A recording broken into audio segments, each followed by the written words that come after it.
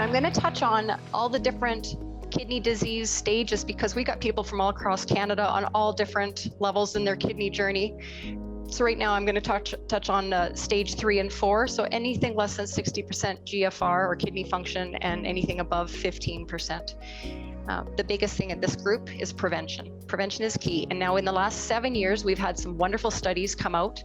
There was a 10-year study. They found that the one group that did aquatic exercise for 10 years had none of them needing to start dialysis in 10 years. The group that was sedentary, they followed them for 10 years, and over half of them had to start dialysis or had sadly passed away. There's a Brazil study and a UK study that said they found in the exercise group there was a trend towards improved renal function. And a big meta-analysis was just recently done a year and a half ago. In meta-analysis, they kind of summarize a ton of studies, and this group concluded that exercise does help improve kidney function. Mainly, I think what's happening is especially if you're diabetic or have high blood pressure, you can use lifestyle choices to manage the disease that's causing a lot of the kidney failure. So this is a really important empowerment for you. Now, if you're below 15% kidney function, if you've started to enter into stage 5, obviously keep active as much as you can, but monitor for symptoms. If you're short of breath, if you are feeling nauseous, you're getting some of those uremic symptoms, then you're going to have to tone things back a bit. Do stay in close contact with your nephrologist.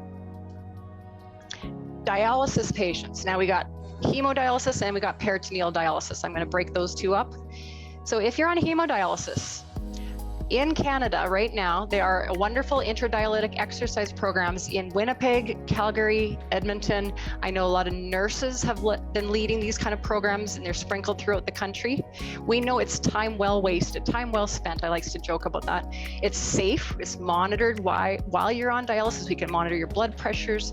We can have basically it's a one-stop shop. You're sitting there. We're going to get better toxin removal because when people are pedaling on these little bikes during dialysis, we're improving blood flow to the leg muscles, and that is going to remove those trapped toxins, make your dialysis better.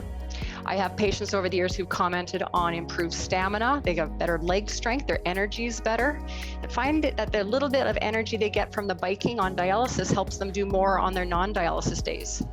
The symptom management is also another added bonus. So people who get restless legs, have problems with sleep or knee pain or any kind of pain for that matter, they've all commented over the years that their biking has helped them immensely. Peritoneal dialysis is one of those groups that haven't had a lot of exercise resources or research over the years, but it is growing. Now, aside from the initial 6 weeks after a catheter is inserted, doctors would say don't lift anything more than 10 pounds. But after that, there really wasn't a lot to go on. And Lloyd was he was telling his story about how there was nothing out there for information on what to do.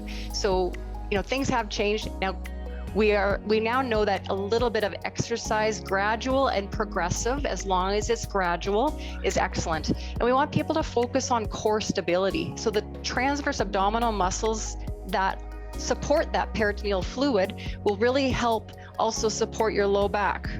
So people who have peritoneal fluid in their abdomen for several hours a day, it can put a strain on the low back. If you have a strong core muscle wall to support that PD fluid, you're going to do much better.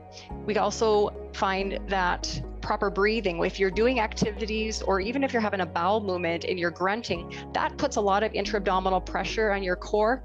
And so there's risk for PD catheter leaks or hernias if you have that intra-abdominal pressure. So making sure you're breathing through all your activities when you're going to lift a box or anything, make sure it's close to your body and you're using proper mechanics and breathing properly.